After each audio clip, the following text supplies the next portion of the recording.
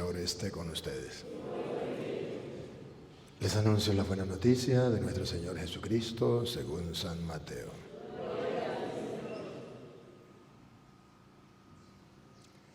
En aquel tiempo Jesús dijo a sus apóstoles: el que ama a su padre o a su madre más que a mí, no es digno de mí. El que ama a su hijo o a su hija más que a mí, no es digno de mí. Y el que no toma su cruz y me sigue, no es digno de mí. El que salve su vida, la perderá, y el que la pierda por mí, la salvará.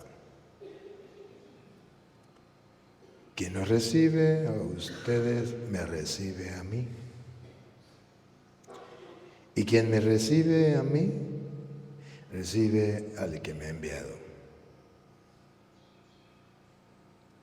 El que recibe a un profeta por ser profeta, recibirá recompensa de profeta. El que recibe a un justo por ser justo, recibirá recompensa de justo. Quien diere, aunque no sea más que un vaso de agua fría, a uno de estos pequeños, por ser discípulo mío, yo les aseguro que no perderá su recompensa. Palabra del Señor.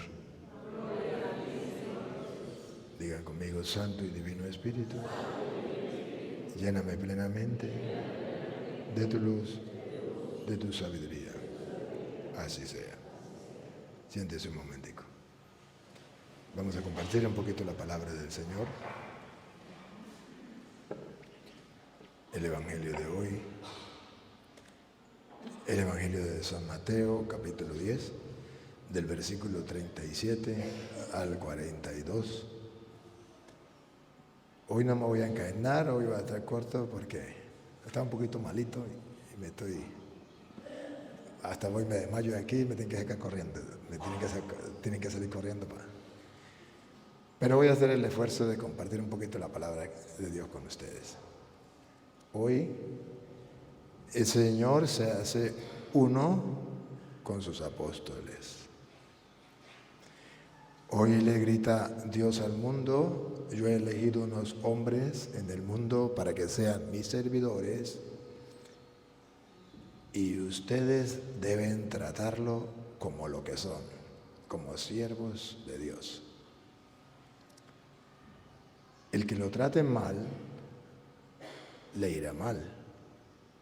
El que lo trate bien, le irá bien. En el mundo en que vivimos, un mundo donde no se respeta lo sagrado, la gente no les importa a los ministros de Dios. Hablan mal de ellos, los tratan mal. Incluso cuántos sacerdotes le han quitado la vida, los meten presos. Y se creen lo más grande. Miren en Nicaragua, por ejemplo, lo que hace con el obispo Rolando, allá el gobierno de Nicaragua, y piensa que sí, es la maximita. Pero hoy Dios sale al paso y nos dice que Él defiende a los suyos y premia a quien nos trata bien. Vamos a comenzar. La primera parte muestra cómo Dios nos pide, la primera parte del Evangelio nos pide Dios amarlo a Él sobre todas las cosas, incluso por encima del papá, por encima de la mamá, por encima del hijo, por encima del esposo, por encima de la esposa. Amar a Dios. Vamos a escucharlo. El que ama a padre o madre más que a mí, no es digno de mí. Hoy Jesucristo se reserva el amor grande para Él. ¿Hay que amar al papá? Sí. ¿Hay que amar a la mamá? Sí. Pero más que a Dios, no. Esto en castellano significa Que puede ser que haya un papá que le diga al hijo, vaya y róbele la gallina a la vecina. El hijo tiene que decirle, no, Dios prohíbe robar, no robarás.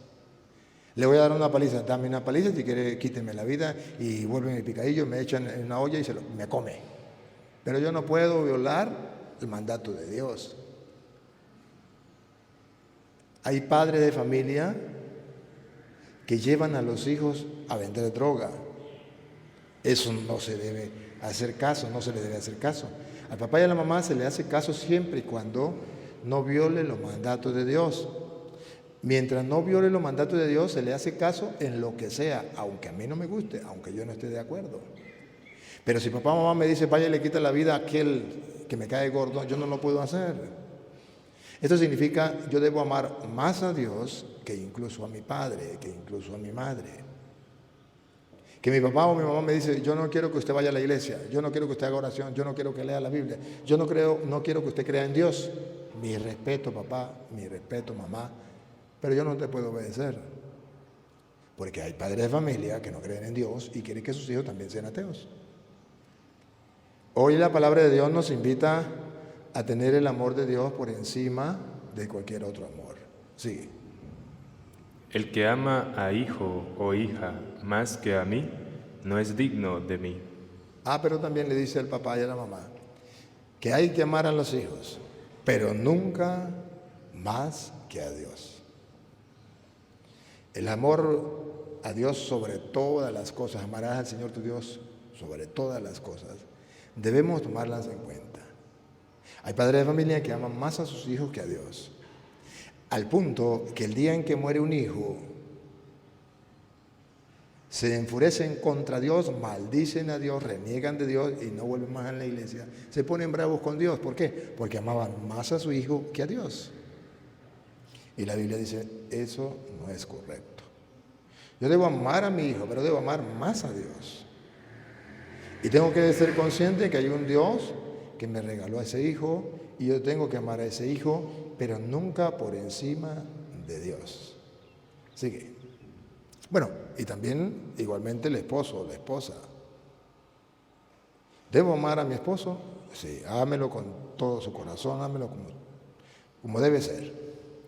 Pero si su esposo le dice no me va más a misa, perdón. Por encima está Dios que el esposo. Simplemente usted le dice, seria, perdón, pero esto no lo puedo obedecer. Si la esposa le dice, no quiero que vaya más a la iglesia, no quiero que vaya más a misa, perdón, pero esto no lo puedo obedecer. Hay esposos que no son capaces de amar a Dios sobre todas las cosas. No es que yo no voy a misa porque mi esposo se pone bravo, que se ponga bravo. Ese es un mortal, de todas maneras se va a poner bravo por cualquier tontería. Pero aquí yo tengo la oportunidad de demostrarle a Dios que lo amo más que a mi esposo.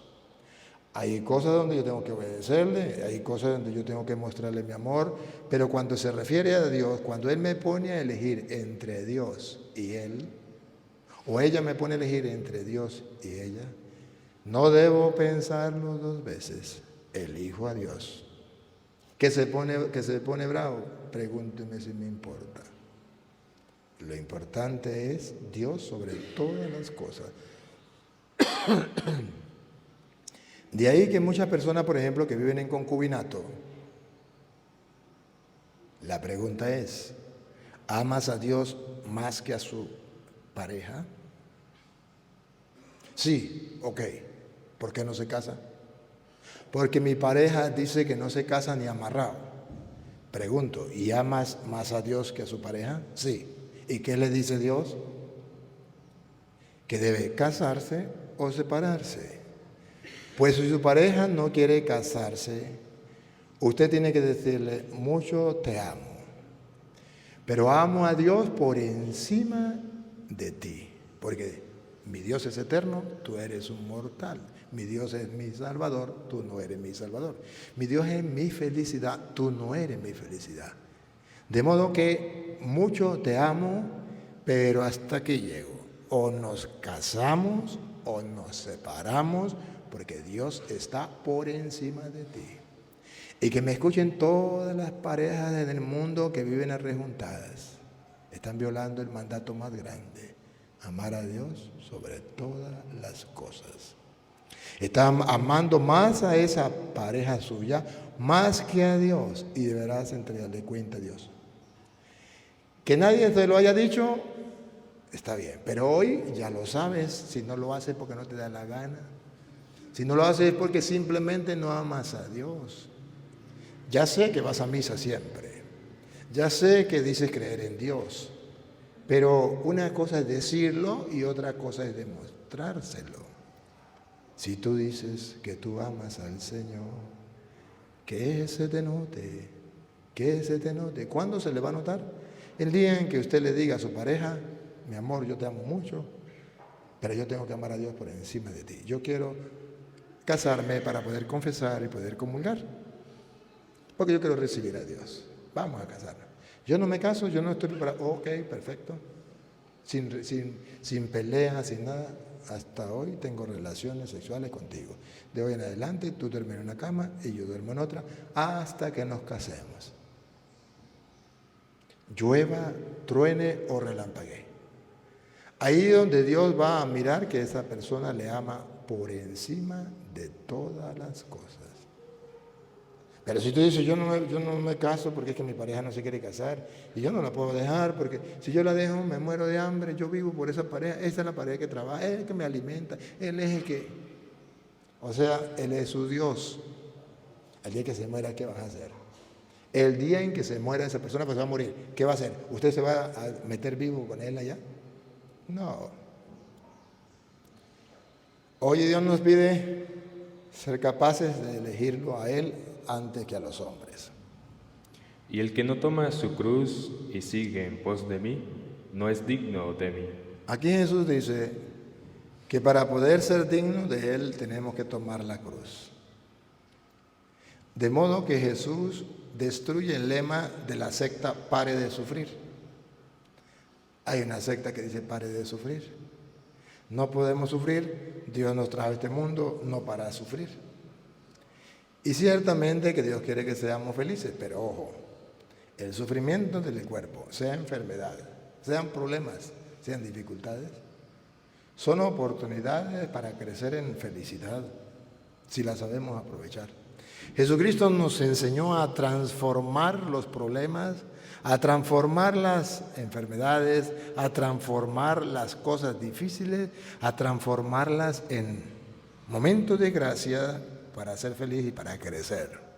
Jesucristo nos enseñó a ser como el campesino que de la caca de gallina o de la vaca saca abono. Cuando nos viene algún problema, sepan que tenemos la oportunidad de transformar ese problema, que es como la caca de vaca, en un abono especial para que después el jardín de mi vida florezca.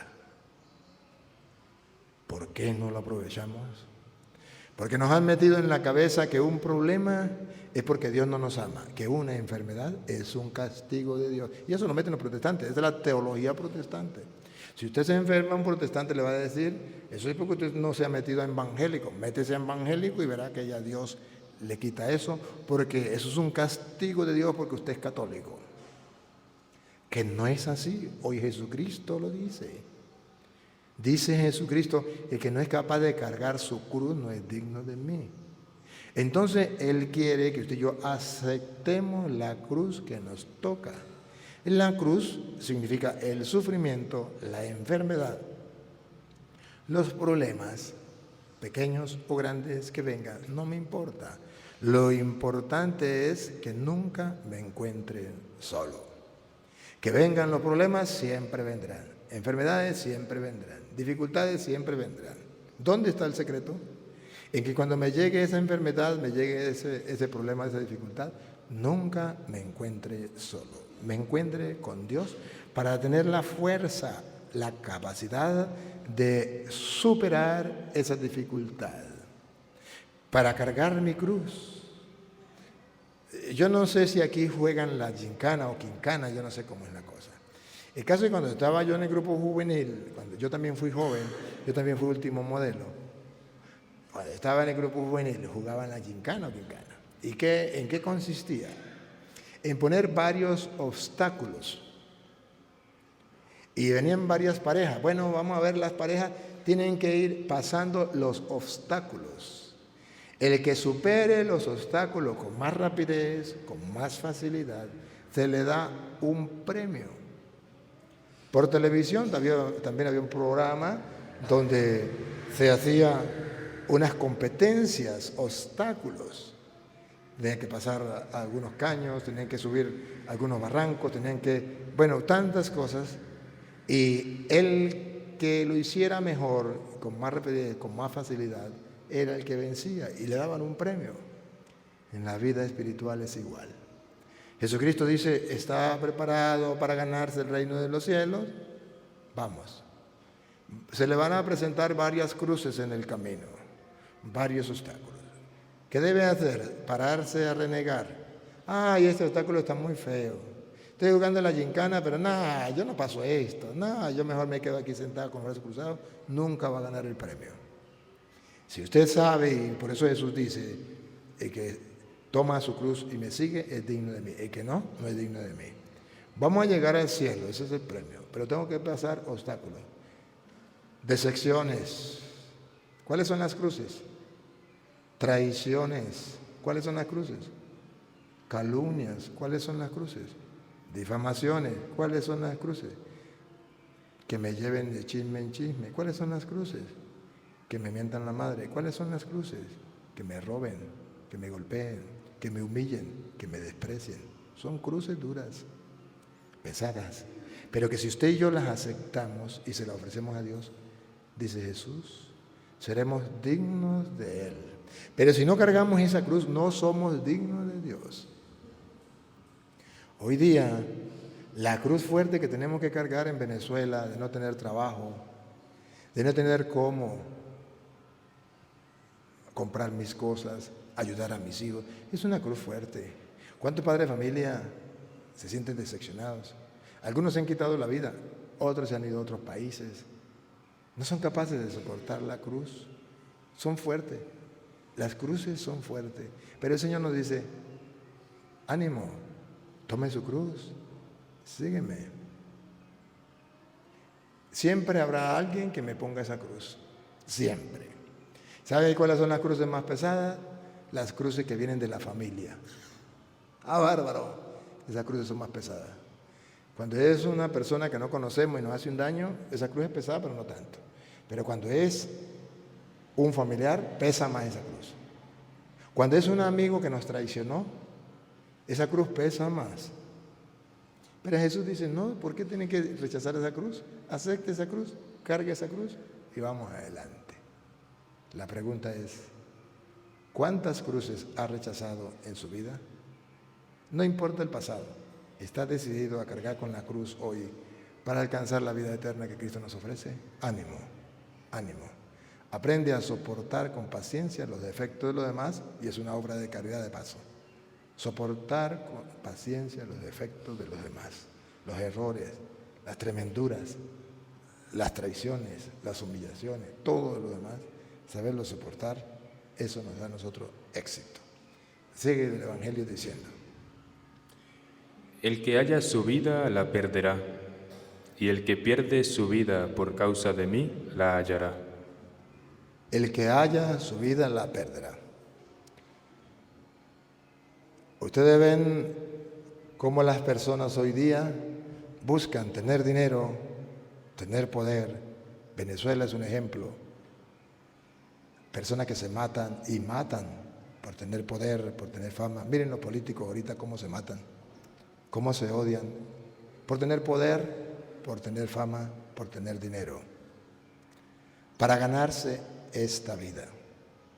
Esta es la desgracia más grande porque se perderán el cielo, se ganarán la tierra, pero se perderán el cielo.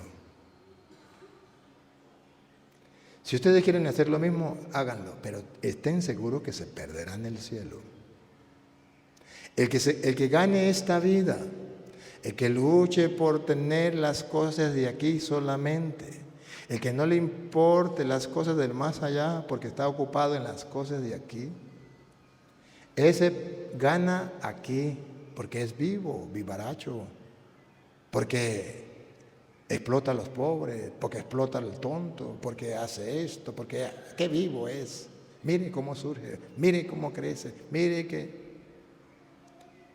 Y ese es un método que hay ahorita en el mundo. Hundo al otro para yo surgir, para yo surgir. Y vivo a costilla de otro.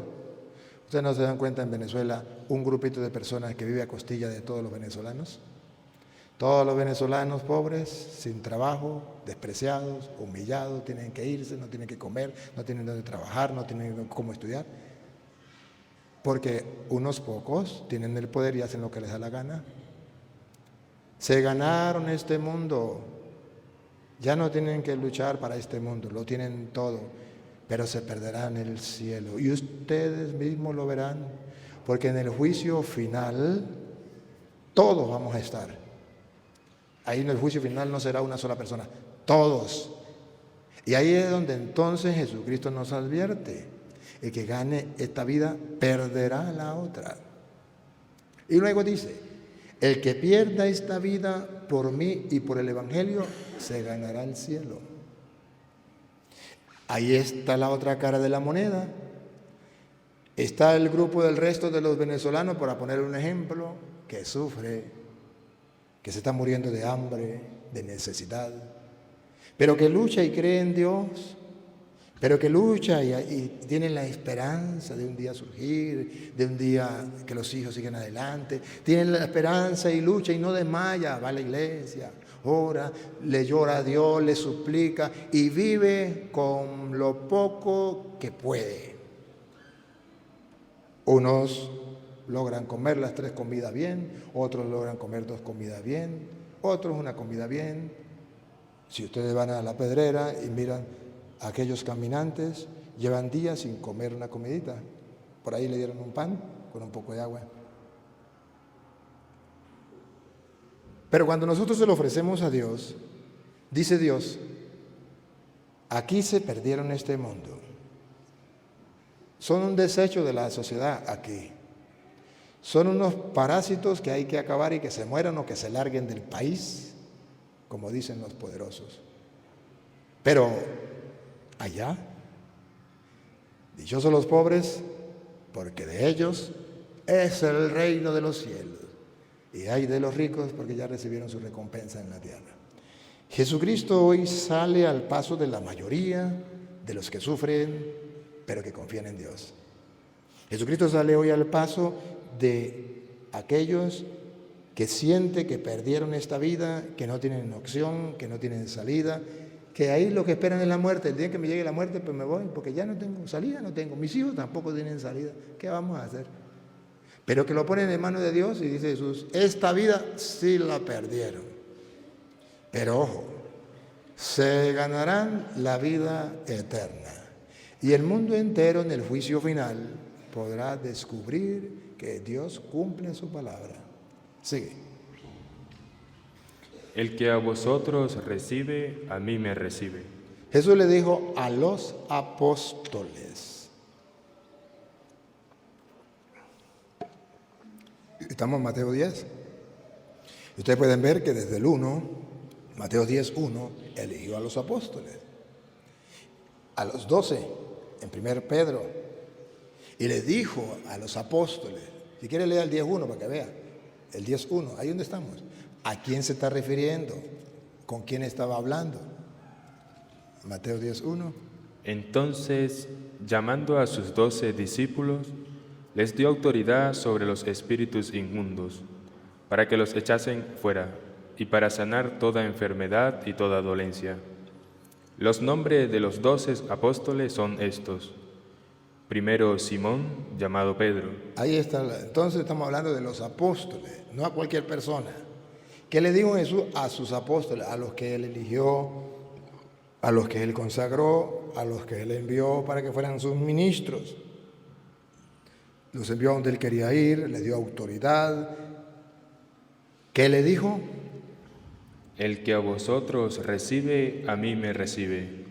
Aquí hay una promesa de Dios. El que a vosotros recibe, a mí me recibe. Nadie puede negar que Jesús se hace uno con sus apóstoles. Al punto que el que reciba a uno de sus apóstoles, lo recibe a él. Aquí es donde los católicos descubrimos que los sacerdotes, los obispos, el Papa, ministros de Dios, son pecadores igual que los demás.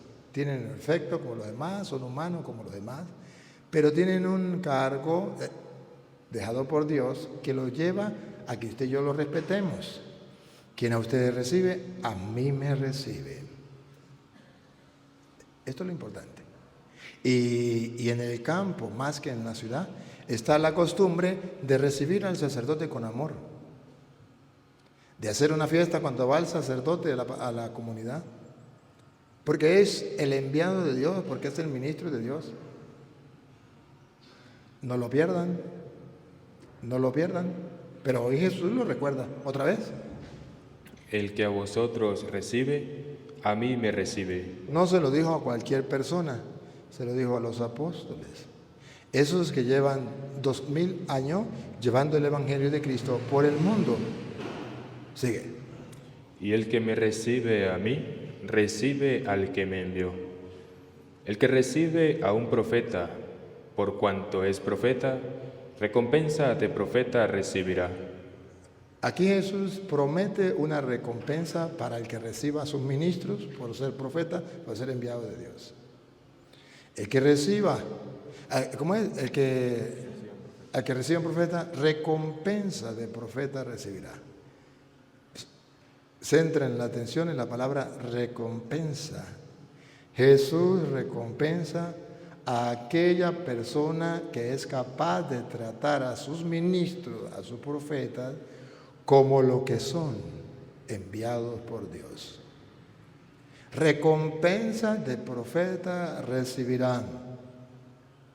Hoy vieron la primera lectura, como el profeta, una señora le hizo una casa al profeta para que cuando llegara durmiera allí. Y cómo Dios la bendijo. También el Señor promete y dice, claro que los voy a bendecir. Recompensa de profeta recibirá. Y el que recibe a un justo, por cuanto es justo, recompensa de justo recibirá. Aquí Jesús habla de un profeta. Y dice, no es lo mismo un profeta que una persona justa. Puede ser cualquier persona que sea justa, usted le hace el bien y va a recibir una recompensa, pero nada que ver comparado con un profeta de Dios. Se lo traduzco en castellano. Un justo significa cualquier persona que trate de agradar a Dios, llamémoslo así en castellano, cualquier laico. Y usted lo trata bien, usted recibirá su recompensa. Pero nada que ver en comparación con la recompensa que va a recibir el que ha recibido a un profeta. Recibirá recompensa de profeta. Entonces aquí hace la diferencia entre lo que es un ministro de Dios y cualquier otra persona. Y el Señor dice, claro, si lo hace con otra persona también recibirá recompensa, pero recompensa de justo. Pero si lo hace con un profeta de Dios, recompensa de profeta recibirás. Un premio más grande recibirás. Por eso yo les doy un consejo a ustedes. Créanme que todo sacerdote, incluso los obispos, incluso el Papa, son humanos y nos equivocamos. Tenemos errores y por eso siempre en la misa vamos a orar junto con ustedes. Yo confieso ante Dios Todopoderoso y ante ustedes, hermanos, que he pecado mucho de pensamiento, palabra, obra y misión, por mi culpa, por mi gran culpa. Por eso ruego a Santa María siempre Virgen, a los ángeles y los santos y a ustedes, hermanos, que intercedan por mí ante Dios nuestro Señor. Amén. Por eso lo hacemos en toda la misa, porque somos pecadores igual que ustedes. Tenemos nuestros errores igual que ustedes. Somos humanos y defectos tenemos como ustedes. Pero ojo, nunca olviden que los sacerdotes son los ministros de Dios, los representantes de Dios, los embajadores de Dios. Nunca lo olviden. Y que usted no debe tratar a un sacerdote como tratar a cualquier otra persona. Porque a lo mejor yo soy macho y remacho y yo voy a insulto al cura y le digo al cura lo que a mí me da la gana porque ese es un hombre igual que yo. ¿Cierto? Es un hombre igual que usted. Pero se lo aseguro y si quiere hagan la prueba, usted verá cómo su vida se arruina. ¿Cómo le va mal? Usted lo verá. Ustedes ven, por ejemplo, por la radio, los políticos hoy día hablan mal de los obispos, de los curas, y piensan que les va a ir muy bien. Ustedes mismos miren la ruina a donde ellos van a llegar. No me crean, véanlo, véanlo. Comenzando por el presidente que se murió. ¿Cómo terminó?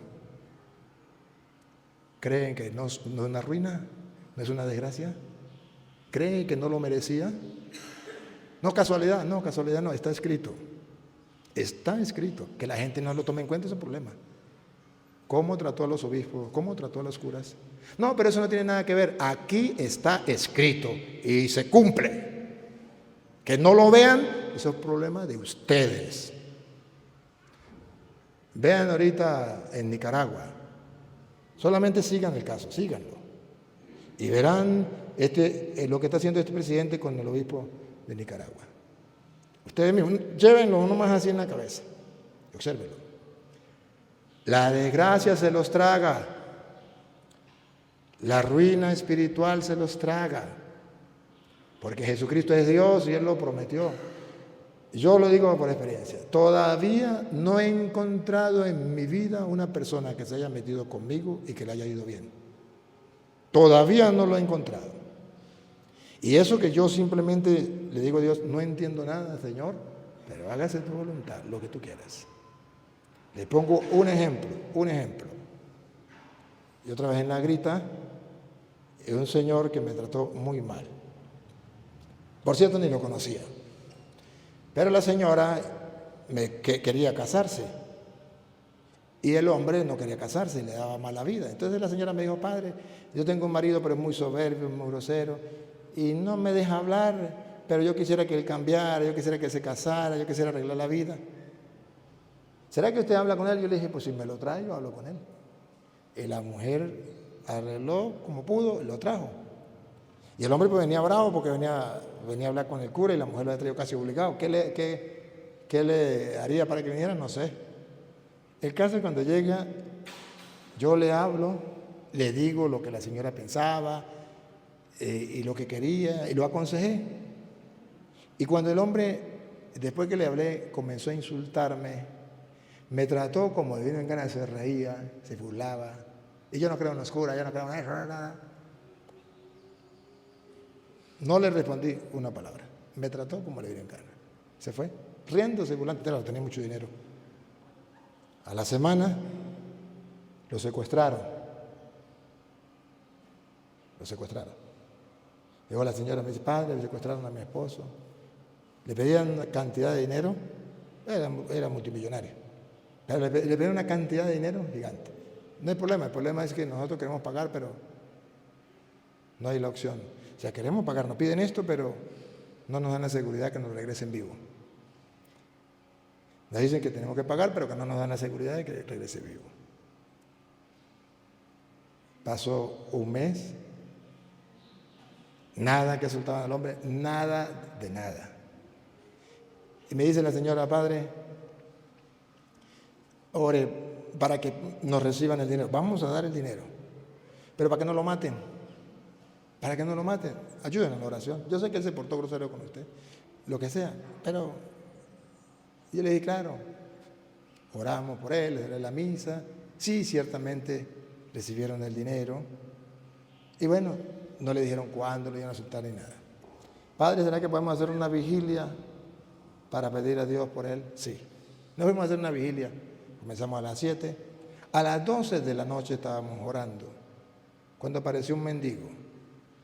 Un mendigo pasó por el lado de toda la gente, se tiró de rodillas donde yo estaba y en público gritó, Padre, perdóname. He recibido el justo castigo por lo que hice con usted. Todo lo que yo hice por haberlo tratado mal, lo pagué. Mira cómo estoy. Él era un señor gordo, en un mes estaba flaquito. Ni la esposa lo reconoció. Tirado en el suelo pidiendo perdón y diciendo, me equivoqué, perdóname. Pero gracias a sus oraciones y gracias a esta vigilia, hoy dijeron ellos, así por así, vete. Lo agarraron, lo trajeron, lo metieron aquí y aquí estoy libre, gracias a Dios, gracias a usted. De ahí en adelante el Señor cambió y dijo, yo con un cura más nunca me meto. Hay personas que porque tienen salud, porque tienen poder, porque tienen lo que sea, hablan, tratan mal al sacerdote. Yo les doy un consejo, no lo hagan. Y les doy un consejo, si quieren hacerlo, háganlo. Pero lleven cuenta a ver qué les va a pasar. Jesús lo promete. Jesús lo promete. No lo pierdan de vista. Y miren a las personas que tratan mal a los sacerdotes. ¿Dónde va a parar? ¿Cómo será su final? Porque Jesucristo hoy se hace uno con sus ministros y se compromete. Sigue diciendo. Y cualquiera que dé a uno de estos pequeñitos un vaso de agua fría solamente por cuanto es discípulo, de cierto os digo que no perderá su recompensa. ¿Ven ahora de dónde está la costumbre de que las abuelitas llevan unos huevitos para la iglesia? Padrecito, que hay unos huevitos. Una gallinita, padrecito, que hay una gallinita. Unos aguacaticos, padrecito, que hay unos aguacaticos. O una cuajadita, o cualquier cosa, cualquier tontería, unos platanitos. Padre, aquí hay unos platanitos. Repítalo, escúchenlo. Y cualquiera que dé a uno de estos pequeñitos un vaso de agua fría solamente por cuanto es discípulo. Ahí está el secreto. Solamente lo hago porque es discípulo de Cristo, porque es un sacerdote del Dios Altísimo. Solamente por eso lo hago. Aunque sea un vaso de agua fría que se le dé, de cierto os digo que no perderá su recompensa. Promesa. No lo escribí yo, es palabra de Dios. Dios se compromete y le dice, no quedará sin recompensa. Si quiere, hagan la prueba. Hagan la prueba y verán cómo Dios bendice a esta persona. No quedará sin recompensa, aunque sea un vaso de agua que le dieron a su ministro. De allí que en la Iglesia Católica está la costumbre de ayudar a los sacerdotes. Y por eso los sacerdotes no tienen sueldo. Por eso los sacerdotes no tienen sueldo. Por eso los sacerdotes viven de lo que ustedes den. Y por eso que ustedes traen la ofrenda para la misa dominical.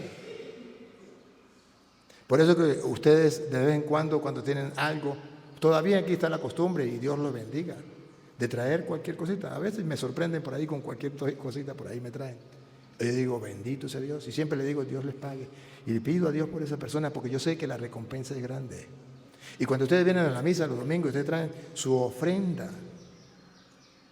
Pero es que yo no estoy de acuerdo con el cura, a mí me cae gordo ese cura. Ese problema es suyo, pero se pierde las bendiciones de Dios. Estoy hablando de los creyentes, estoy hablando de los que creen en la palabra de Dios, los que creen en Dios. La promesa está, solo basta que usted lo crea. El que le dé aunque sea un vaso de agua a uno de estos, por ser ministro, solamente por ser ministro mío, yo le aseguro, no quedará sin recompensa. Al menos por curiosidad deberíamos hacer la prueba, al menos por curiosidad. Pero saque cuenta, ¿cuándo fue la última vez que usted le dio algo a un sacerdote? Con fe, porque es un ministro de Dios, yo le llevo esto. Los abuelos llevaban lo que llamaban las primicias. Los abuelos, cuando hacían un trabajo, este primer racimo de plátano es para la iglesia. Esta primera cosecha de café para la iglesia. O esto, lo que sea. Siempre están las primicias, las ofrendas. La gente ha perdido la costumbre. Y por eso se pierden las bendiciones de Dios. Retomen estas costumbres que están en la Biblia. Crean en las promesas de Dios. Hagan la prueba. Si ustedes hacen la prueba y no ven las bendiciones de Dios, entonces no crean en Él. Pero ojo, Dios le dará las bendiciones cuando Él quiera y cuando usted lo necesite. No cuando usted mande. Ya Dios verá cuándo. Espere que Dios le dará las bendiciones cuando usted más lo necesite. Papá Dios, te doy gracias, porque en tu palabra nos prometes todas las cosas buenas, habidas y por haber, para quienes traten bien a sus ministros. Te pedimos perdón por aquellos que tratan mal a los sacerdotes, los desprecian, los humillan, o se creen más grande que tú, y no respetan a tus ministros. Ayúdanos, Señor, a ser generosos con ellos, a respetarlos, a amarlos, a ayudarles en el camino de la vida. Que podamos creer en tu palabra, que ella sea lámpara para nuestros pasos, luz en nuestro sendero. Y a ti, Dios, que quiere que todos los hombres se salven y lleguen al conocimiento de la verdad, a ti sea la gloria, el honor, el poder, la adoración,